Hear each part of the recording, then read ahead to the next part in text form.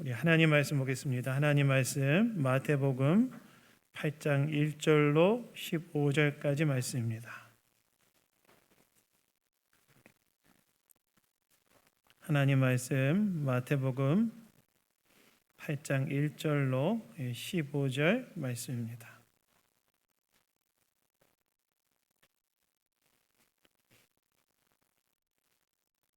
마태복음 8장 1절로 15절까지 말씀 다 찾으셨으면 저와 교독하도록 하겠습니다. 예수께서 산에 내려오시니 수많은 무리가 따르니라.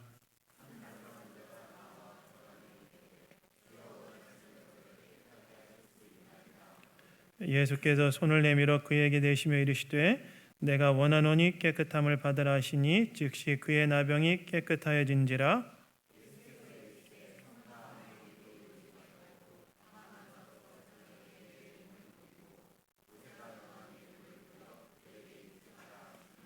예수께서 가버나움에 들어가시니 한 백부장이 나와 간구하여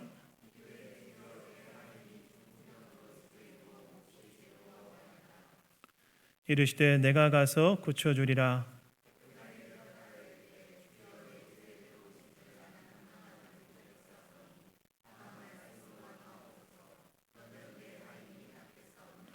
나도 남의 수하에 있는 사람이요 내 아래에도 군사가 있으니 이더러 가라 하면 가고 저더러 오라 하면 오고 내 종도로 이것을 하라 하면 하나이다.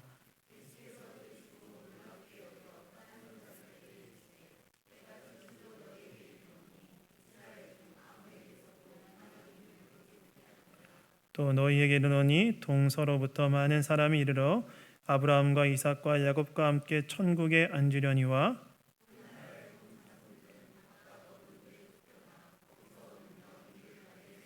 예수께서 백부장에게 이르시되 가라 내 믿은 대로 될지어다 하시니 그 즉시 하인이 나으니라.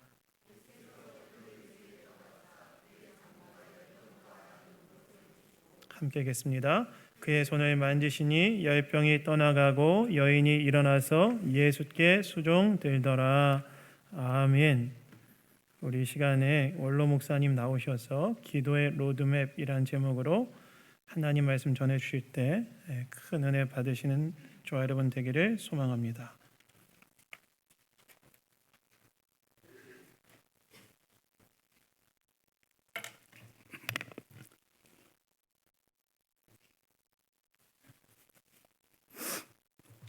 내가 목회할 때는 여러분들을 하나씩 보면서 어떤 생각을 가졌느냐 하면은 저 사람을 어떻게 믿음을 잘 키울 수 있을까 이런 목표를 가지고 있기 때문에 항상 보면 걱정이 되는 게 어떻게 하면 잘 키울 수 있을까. 거기에 갖다 어울리지 아니하면 갖다가 마음에 근심이 되고 지금 은퇴하니까 그런 생각 별로 없어.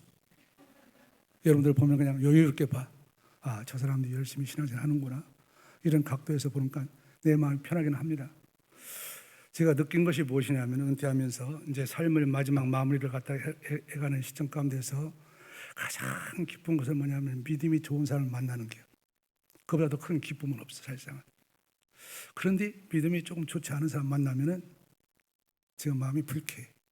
그래서 자리를 좀 피해. 왜냐하면 이 나이에서 그런 사람을 만나고 내가 무슨 이야기를 할까. 그렇기 때문에 마음을 피하는 경우가 굉장히 많습니다만은 내가 여러분들을 보면서 느끼는 것이 뭐냐면 믿음 생활을 열심히 하려고 하는구나. 이렇게 감사합니다. 여러분의 신앙생활 잘 열심히 하셔서 믿음의 좋은 결실을 잘 거두셔야 돼요. 요즘 화두가 있습니다. 흔히 말하는 화두. 그게 뭐냐면은 내가 교회 생활을 30년, 40년, 50년을 했는데 남는 것이 아무것도 없어요. 마음이 허전해요. 그런 사람이 굉장히 많습니다. 그리고 그렇게 연구하는 전문가들 얘기를 들어보면은 대부분 한국 교인들이 이러한 유라고 합니다. 한국 교인이 가다 교회 다니는 사람들이 대부분 유형을 보면은 말은 안 하지만은 그 마음속에는 내가 30년, 40년, 50년 열심히 교회 다니면서 성경 공부하고 헌신하고 했는데 남는 것은 아무도 없다. 험하다는 거. 여러분 그 얘기를 들으면서 저한테 떠오르는 단어가 항상 뭐냐면 로드맵입니다. 저분들이 왜 그럴까? 일찍부터 제가 깨달은 것 중에 하나예요. 로드맵. 옛날에 우리 신학교 교수님들이 하는 얘기가 뭐냐면은 자기들이 30대 후반 40대 초에 신학교 교수가 됩니다. 신학교 교수는 좀 늦어요. 과정이 길기 때문에. 그러면 처음에 교수가 임명받으면은 아는 거 모르는 거 다 통해서 학생들에게 가르치는 게 얼마나 신나겠어. 지금까지 배워갖고 처음으로 가르치는데 아는 거 모르는 거 다 준비를 해갖고 와갖고 가르쳐. 애들이 알아들 리가 있나. 저 혼자 좋아서 하는 것이지. 열정이 넘쳐나는 거죠. 그런데 그 정도 열정이 넘쳐나서 모르는 것도 아는 것처럼 가르쳐. 자기도 모르는 건 말입니다. 내가 다 이러면 안다고 가르쳐. 10년이 지나지 않습니까? 아, 잘못했구나. 내가 왜 그렇게 가르쳤지? 10년이 지나서는 아는 것만 가르쳐. 정확하게 이 학문이 무엇인지 그 아는 부분을 팩트를 정확하게 가르치기 힘써 겸손해지는 거죠. 은퇴할 마무리가 되면 60이 되면 뭐냐면 기억나는 것만 가르쳐. 이게 뭐냐면 기억나는 것 가르치는 얘기가 가장 학문을 하는 데서 그 엑기스 이걸 잘 하면 갖다가 학문을 잘 할 수 있다. 잡다한 걸 가르치지 않아. 이제 가장 중요한 엑기스를 가르쳐요. 그것이 뭐냐면 은퇴를 할 때 앞두고 나타나는 삶의 모습입니다. 이런 삶이 우리가 매사에 똑같지 않습니까? 여러분들 신앙도 마찬가지 아니에요. 신앙도 열심히 하지만은 한 60, 70이 되어갖고 삶을 마무리할 때 뒤돌아보면 아, 내가 신앙을 이렇게 할 걸. 이렇게 하면 잘할 수 있을 걸. 그 안이 나오지 않습니까? 그런 것들을 우리가 여러 말로 표현할 수 있는데 그것을 갖다가 나는 노드맵으로 표현합니다. 노드맵을 잘 여러분 아셔야 돼요. 신앙생활 할 때. 신앙생활 할 때 노드맵이 없이 그냥 교회를 다니게 되면은 여러분 나중에 반드시 후회를 합니다. 똑같은 고백이 나와요. 아니 놀고 다니는 게 아니야. 교회 열심히 다녔어. 성경도 열심히 했어. 나중에 남는 게 없어. 로드맵 잘 기억하셔야 됩니다. 로드맵이 무엇이냐면은 어떤 목표나 결과를 도출해내기 위해서 대충 간략한 전략 계획 아닙니까? 그것을 확실히 여러분 알아둬야 됩니다. 이걸 놓쳐버리면은 신앙생활이 굉장히 불분명합니다. 여러분 교회 나오면서 은혜는 잊어버리는 거예요. 설교생활 은혜를 받지 않습니까? 그걸 기억하는 게 아니야. 그건 잊어버리는 거예요. 그거 듣고 잊어버리고. 그러면 갔다가 주일날 은혜 받은 거 다 잊어버렸다가 수요일날 와서 다시 은혜 받고. 잊어버리지 않으면 은혜 못 받아요. 그런데 그 은혜를 붙잡으려고 하면은 그것이 율법이 되어버립니다. 그러니까 은혜는 속성상 자꾸만 잊어버리는 거예요. 그러니까 여러분 설교를 듣지 않습니까? 기억 못하는 게 당연해. 그날 기억하고 그 다음날은 갔다가 기억했다 말다 하다가 3일째면 다 잊어버리는 거. 그리고 수요일 나와서 다시 은혜 받는 거. 그러다 또 주일 나와서 은혜 받는 거. 잊어버려야 은혜를 받을 수 있어요. 잊어버리지 않으려고 하면 은혜를 못 받습니다. 신앙생활이 율법화되어 버려요. 굉장히 위험한 거예요. 근데 뭐냐면 이 원리는 잊어버리면 안 돼. 이건 평생 동안 내가 삶을 붙잡고 살아가는 중요한 원리야.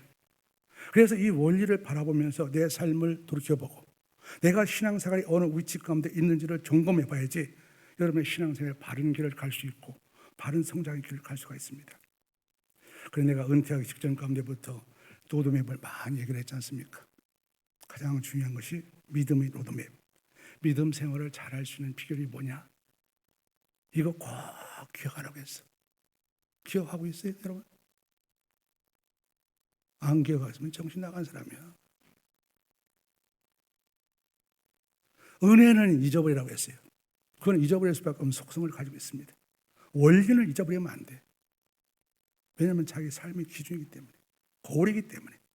그걸 날마다 여러분 돌이켜보면서 그 앞에 서서 나가야지 여러분 신앙의 좌표가 형성되고요.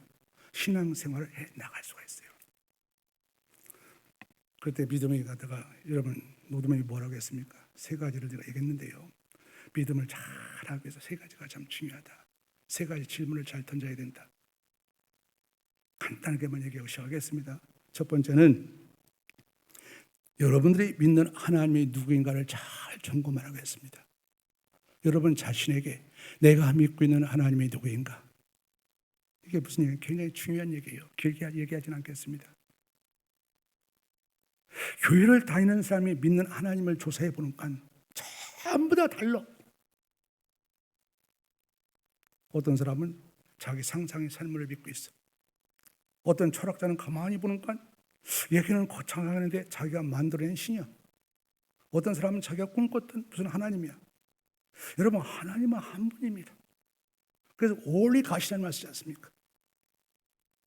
예수님도 한 분이에요. 그래서 솔루스 크리스토스라는 말 씁니다. 오직 예수.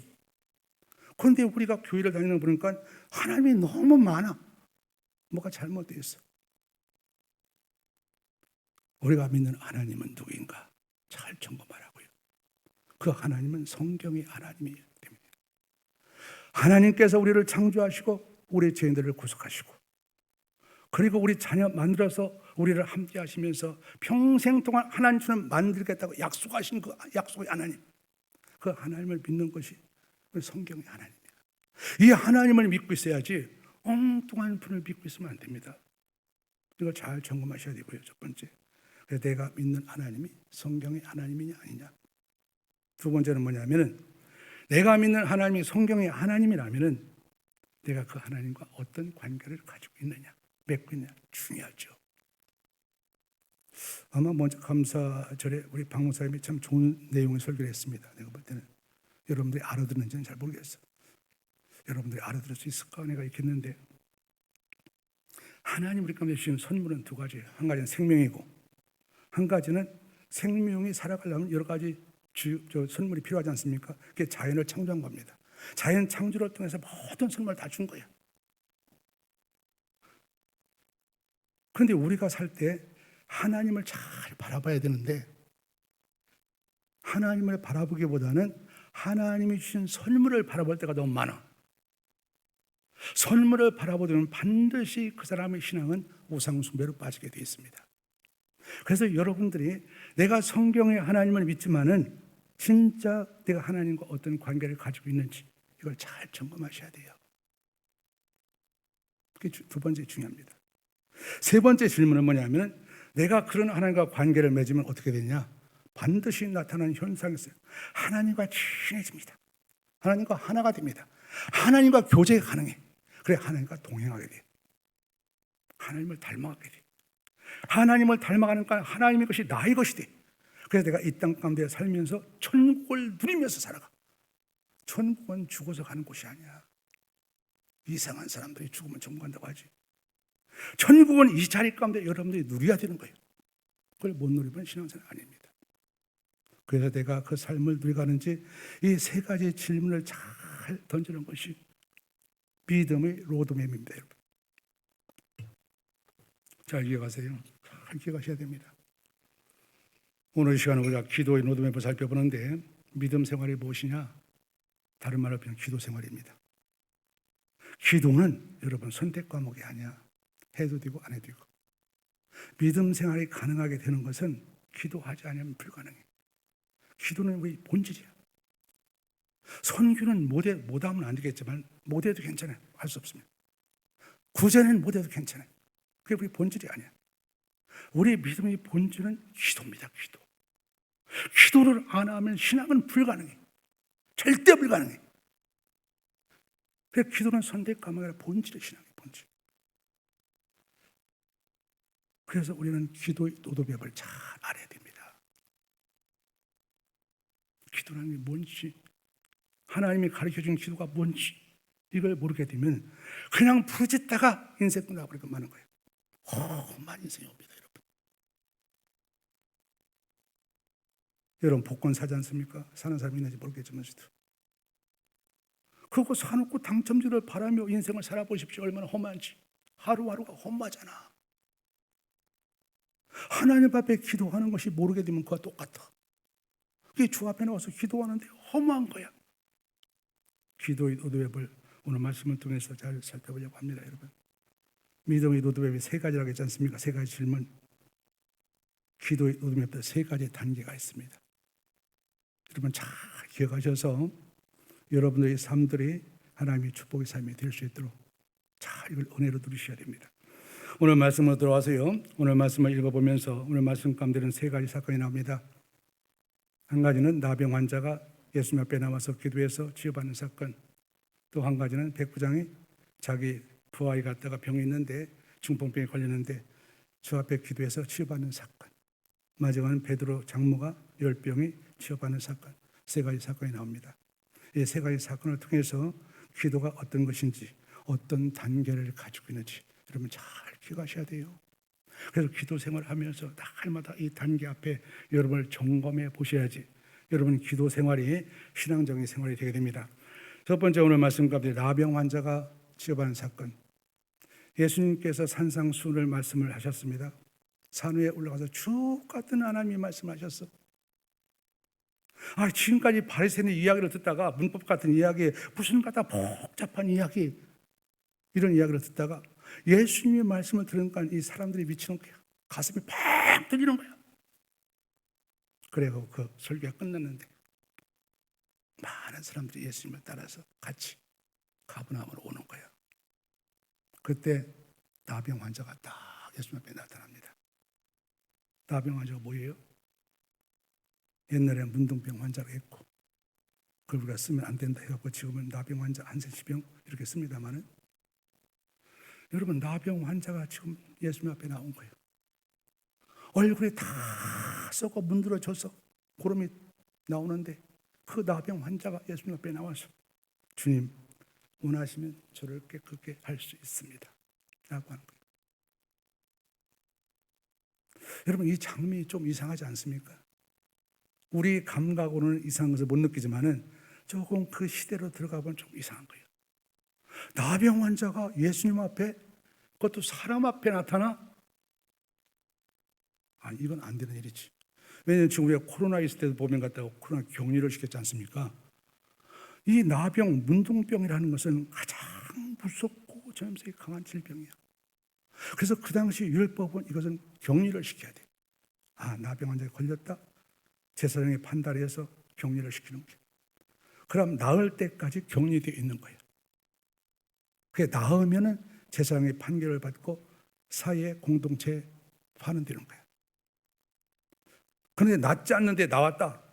그러면 돌 맞아 죽습니다. 문둥병이 돌아다니는 돌 맞아 죽어. 지금 이 상황을 자세히 보세요. 예수님과 무리가 나오는데 나병 환자가 나왔어. 무슨 얘기입니까? 돌 맞아 죽는 거예요. 이 나병 환자 잘 압니다. 그것을. 그럼에도 불구하고 나온 거야. 무슨 얘기입니까? 나병 환자가 가지고 있는 믿음은 죽음을 이기는 믿음이야. 나올 때 내가 돌 맞아 죽으면 죽으리라고 나오는 거야. 그것이 뭐냐면 나병 환자가 가지고 있는 믿음입니다, 여러분. 믿음이 죽음을 이기는 거예요. 우리 구약성경 에스더가 있지 않습니까? 이스라엘 백성들 위기 가운데 빠졌을 때 에스더가 바삼 앞에 나가면은 첩자로 몰려서 죽을 상황이 되어 있어요. 그냥 바삼 앞에 나가서 도움을 구한다는 것이 불가능해. 그럼에도 불구하고 나가서 도움을 구하지 아니하면 이스라엘 백성들이 멸망 직전 가운데 있을 때 에스더가 나가지 않습니까? 뭐라고 나갑니까? 내가 죽으면 죽으리라 하고 나가지 않습니까? 믿음이 죽음을 이기게 만들어가는 거예요. 나병 환자가 이런 믿음을 가지고 오늘 예수님 앞에 다 나왔습니다. 예수님이 얼마나 좋아할까요? 내가 원하는 깨끗함을 받아라. 그래서 오늘 보면 나병 환자가 깨끗함을 받게 됩니다. 썩어 문드러지는 얼굴이 살결이 예수님이 안수해서 치유하니까 어린아이처럼 뽀얀 살로 바뀌는 거예요. 얼마나 감격을 하겠습니까, 여러분? 한번 여러분이 감정이입을 해서 이 장면 가운데서 생각을 해보십시오. 이 나병 환자가 결혼 전인지는 모르겠지만 나병에 걸려서 결혼도 못하고 인생도 다 망가지고 인생도 끝장이 났는데 얼마나 절망적인가. 그런데 예수님 앞에 나와서 기도했는데 살이 어린아이처럼 살깔이 하얗게 돋아났어. 그 10년 가운데 감격이 터져나오지 않겠습니까? 할렐루야 하면서 갔다가 감사가 나오지 않겠습니까? 아니 예수님 입장까지 보면은 야, 너 누가 고쳤지? 내가 고친 거 아니야? 고친 사람을 증거해야지. 이것이 당연한 족 아닙니까? 이것이 강요가 아니라 우리 마음 가운데 자연적으로 발생되는 그 감격 아니야? 본능적으로 나오는 거 아니야? 내가 나가서 내 병을 이렇게 고침을 받았습니다. 그리고 이 고침을 고쳐준 사람이 예수님입니다. 입이 벌렁벌렁 하는 거지. 그런데 오늘 4절 말씀 가운데서 4절 말씀이 참 중요합니다. 이걸 여러분 잘 아셔야지 여러분 기도를 할 수 있어요. 예수께서 이르시되 삼가 아무에게도 이르지 말고 다만 가서 제사장에게 네 몸을 보이고 모세가 명한 예물을 드려 그들에게 입증하라. 예수님이 하시는 말씀을 잘 들어보십시오. 삼가 아무에게도 얘기하지 마. 그리고 네가 할 일은 뭐냐면 제사장한테 가서 병이 나았다는 것을 확인받고 사회 공동체 환원하면 돼. 중요한 얘기는 뭐냐면 예수님께서 아무 말도 하지 마. 여러분 이 사건이 하고 싶지 않습니까?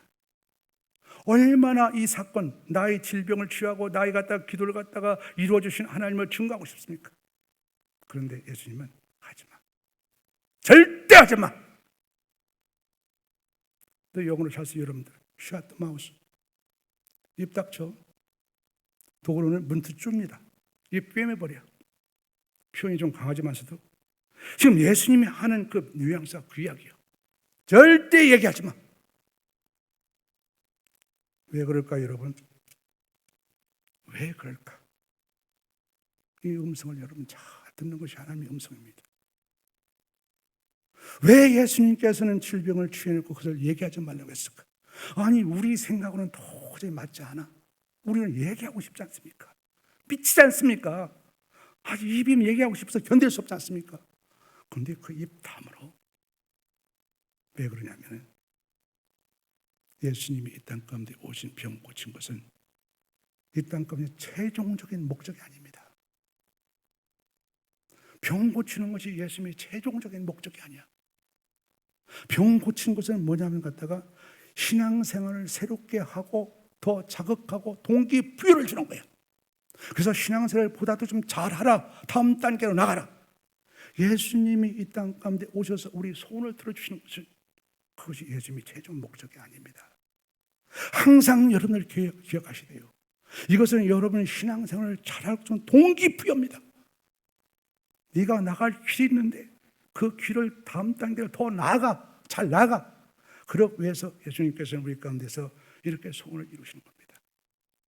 여러분 이걸 잘 기억하셔야 돼요. 이것을 놓쳐버리게 되고 예수님은 나의 소원을 들어주시는 분으로 한정시키게 된다면 예수님을 제한시키는 것이고 그리고 우리 신앙은 기복적으로 흐르게 되어 있고 우리 신앙은 미신적으로 흐르게 되어 있습니다. 여러분 미신이 뭡니까? 미신하면 여러분들이 생각하는 것이 뭐냐면 저 선영당에서 기도한다든지 저 부당들이 갔다가 무슨 갔다가 꽹과리를 뚫린다든지 이런 걸 기억하는데 그런 걸 기억하면 안 됩니다. 여러분 미신은 우리 안에 있습니다. 여러분 안에 미신은 뭐냐면은 내가 있는 재능 여러분들이 가지고 있는 지식 여러분이 가지고 있는 돈 이걸 가지고 자기가 섬기는 하나님을 달래는 거야. 얼르는 거야. 조종하는 거야. 하나님 내가 이렇게 했으니까 당신 내 소원을 채워주세요. 그래서 몇 가지 소원을 채우면 어떻습니까? 내 자신이 강화가 되는 거야. 그리고 내 자신이 강화가 됐을 때 내 자신을 자랑하는 거야. 내가 이런 사람입니다. 이게 미신입니다, 여러분. 그럼 신앙은 뭘까요? 신앙은 내 있는 걸 가지고는 하나님을 달랠 수가 없어. 여러분들이 가지고 있는 지식, 여러분 하나님 달래는 거하고는 근처도 못 가요.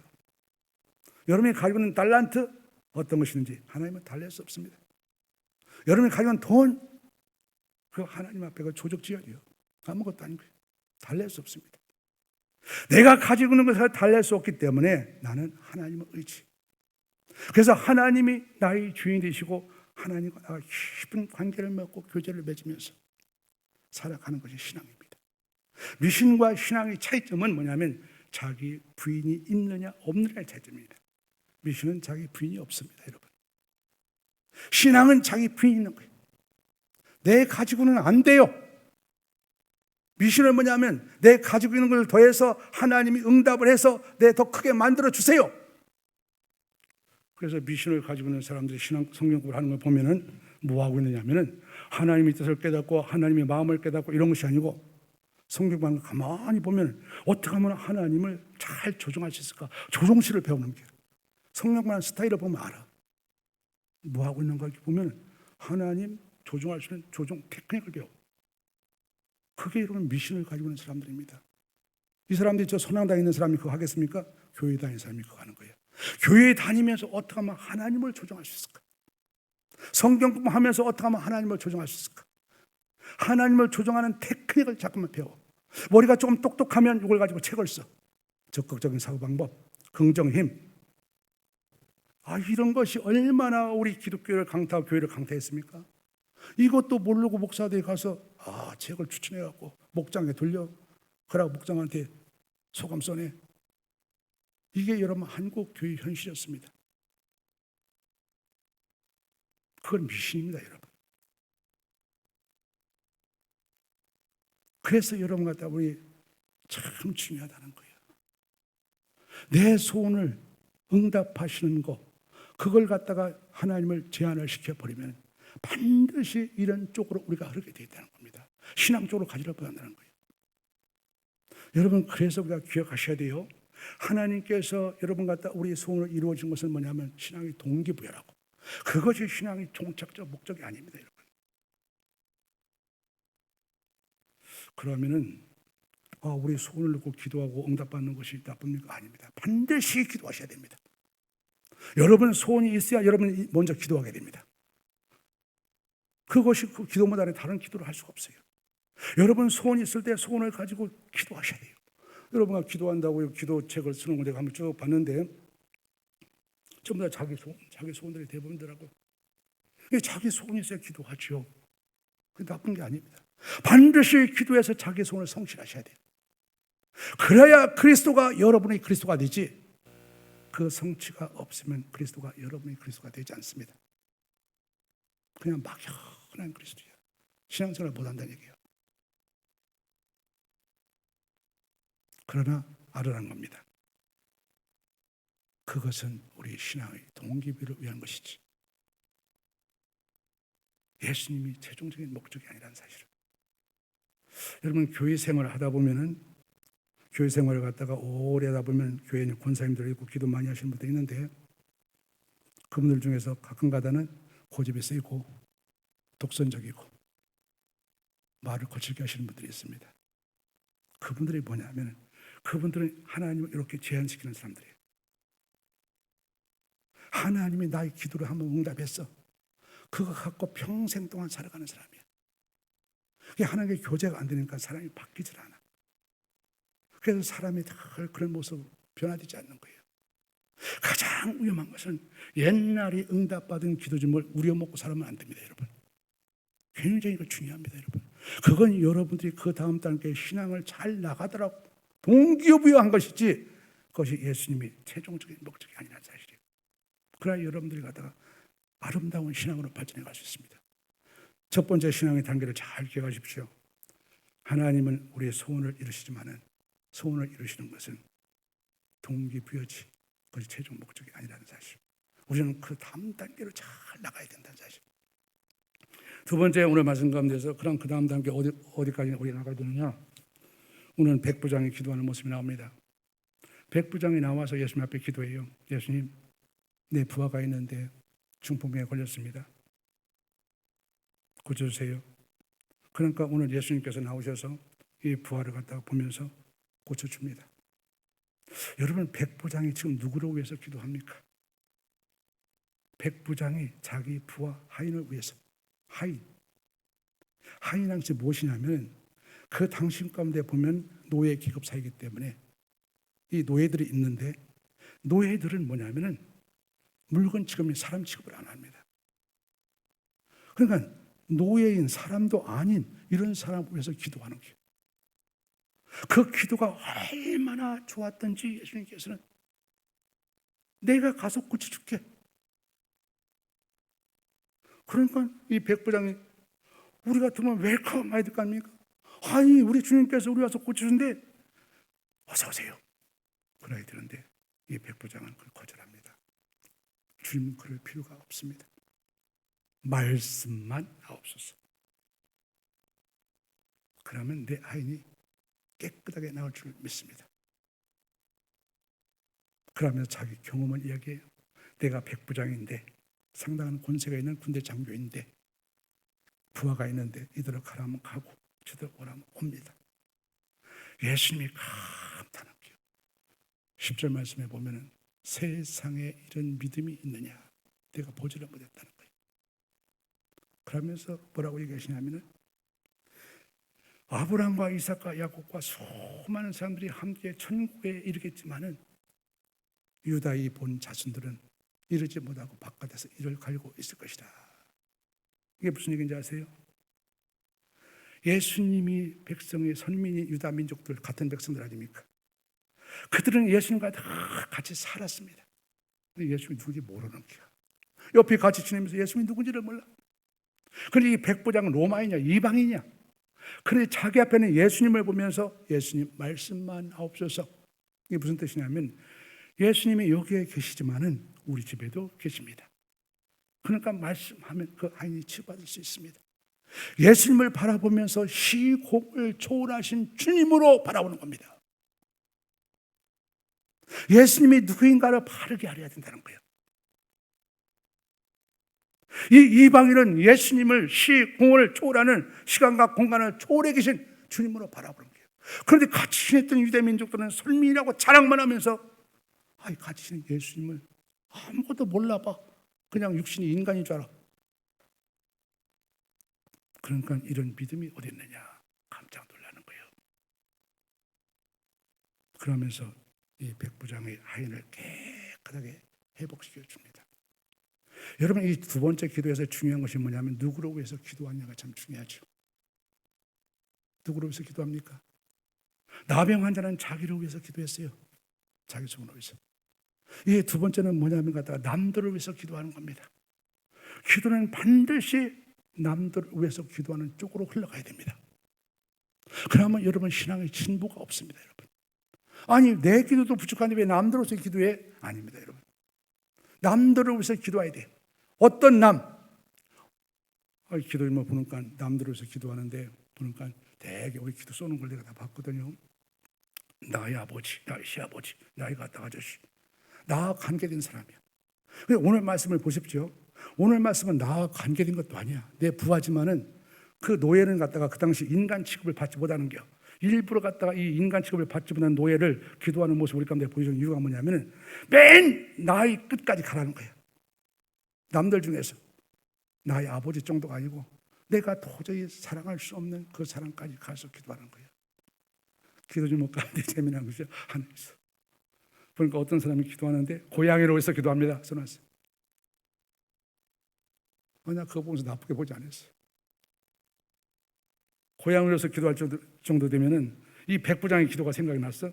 백부장이 자기 노예가 인간도 아닌데 물건 같은데 그래서 기도하는 것이 마치 그 고양이를 위해서 기도하는 똑같다. 고양이를 기도할 정도면 나는 그렇게 생각했어.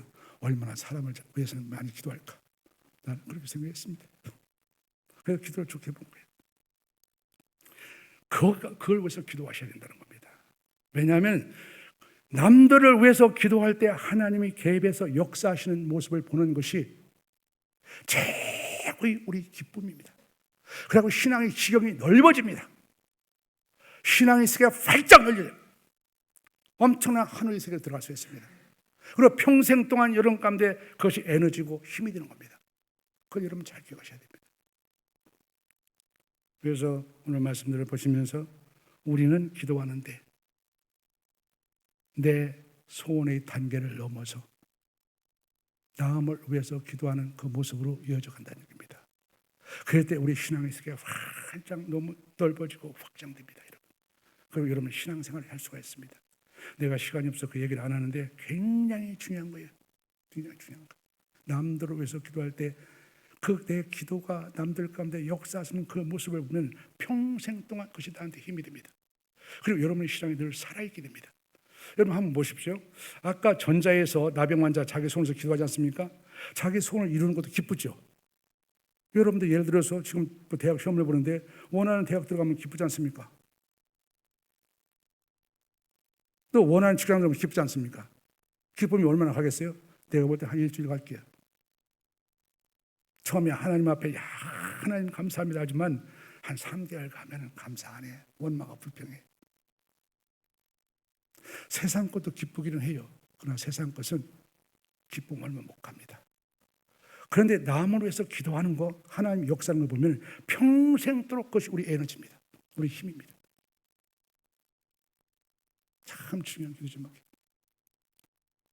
그래서 여러분들이 나를 위한 기도에서 머물러 있지 마시고 남들을 위한 기도를 잘 하셔야 됩니다. 마지막으로 한 가지 더 살펴보면은 이제는 우리가 기도가 그 다음 단계 또 나가야 돼요. 이게 베드로의 장모를 위해서 기도하는 모습이에요. 베드로 장모가 베드로가 모시고 있었어요. 왜 베드로가 모셨는지 모르겠어. 그 당시는 갖다가 갑장증 사이기 때문에 아들이 모셔야 되거든. 그 아들이 있었는데 아들이 죽었는지 아니면 사업하다 망했는지 아들이 없었는지 하여튼 갖다가 베드로가 장모를 모시고 있었어요. 열병이란 거지. 열병도 뭐냐면 치유할 수 없는 병입니다. 불치병입니다. 그런데 열병이 났을 때 베드로의 마음이 어떻습니까? 내가 예수님을 잘 섬기는데 예수님께 기도해야지. 예수님을 불러오셔야지. 그런 마음이 마음속에 꿀떡같이 있었죠. 그런데 그 순간 예수님이 오시는 거예요. 얼마나 감사하겠습니까? 우리 장모님이 지금 병들어 있습니다. 고쳐주세요.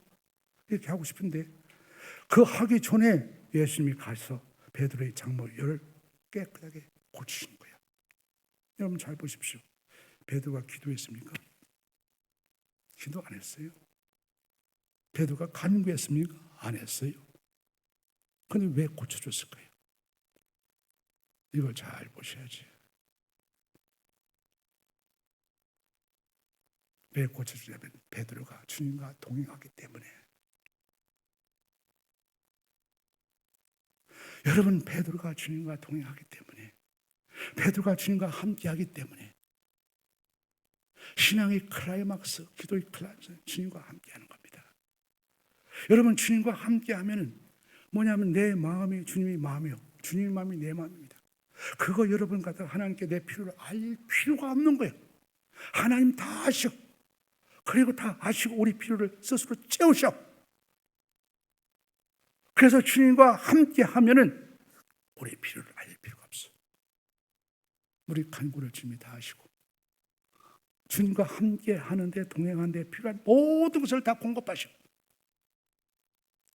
그러니까 뭐냐면 날마다 이 사람 베드로가 뭘 누립니까? 하나님이 이렇게 나를 도우시네, 나한테 가다 힘을 주시네, 하나님이 이렇게 나를 인도해 가시네. 늘 하나님 자체가 즐겁고 감사하고 하나님께 함께하고 그것이 천국이고, 그래서 이 삶이 천국을 누리는 삶이에요. 그럼 기도의 종착역은 뭡니까? 하나님과 함께한 아도 만드는 겁니다. 주님과 동행하는 것이에요. 이게 기도의 종착역입니다. 기도의 종착역은 신앙의 종착역이에요. 그러면 기도할 필요가 없어. 주님과 동행하면서 뭘 기도해? 주님이 다 아시고 필요를 다 채우시는데, 자기한테 동행하는 사람이 필요를 왜 안 채우시겠어요? 주님께서 동행하기 위해서 필요한 모든 것을 채워가시는 거야. 내가 기도 제목을 보면서 개인적으로는 이 사람은 기도의 상을 줬으면 좋겠다. 난 기도 제목이 딱 하나 나타났어. 그 사람의 기도 제목이 뭐냐면은 내가 아픔도 있고 어려움도 있고 문제도 있지만 나는 거기에 얽매이지 않겠다. 얽매이지 않고 하나님과 늘 동행하려고 한다. 아픔이 있지만, 어려움이 있지만, 질병이 있지만 나는 거기에 매이지 않는다. 그것도 하나님이 주권에 있는 것이고 하나님이 다스리는 것이고 하나님이 인도해 가신 것이기 때문에 나는 하나님이 주실 은혜를 믿고 하나님과 동행하기를 원한다. 이분은 신앙의 비밀의 정점을 아시는 분이에요. 이런 기도면 그냥 못 나옵니다, 여러분. 하나님과 동행하는 사람들이 마지막 정점이 비밀이에요.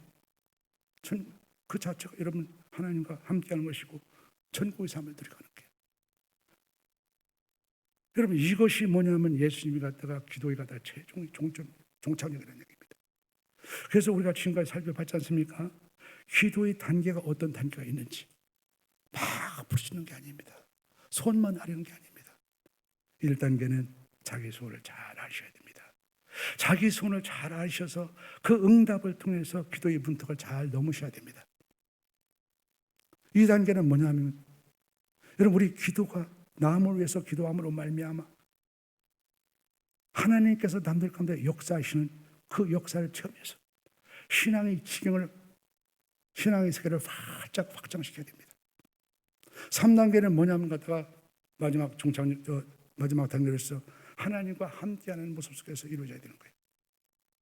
그러면 기도하지 않아도 하나님이 다 채우시는 거예요. 그 자체가 뭐냐면 갖다가 신앙생활이고, 이것이 우리가 하나님과 동행하는 축복의 삶이고, 이런 삶을 우리가 살아갔을 때, 내가 신앙생활 30년, 40년, 50년 했는데 허무해. 이런 것이 될 리가 없죠. 나올 리가 없죠. 이게 신앙의 로드맵입니다, 여러분. 오늘 기도의 로드맵 3가지를 여러분 잘 기억하십시오.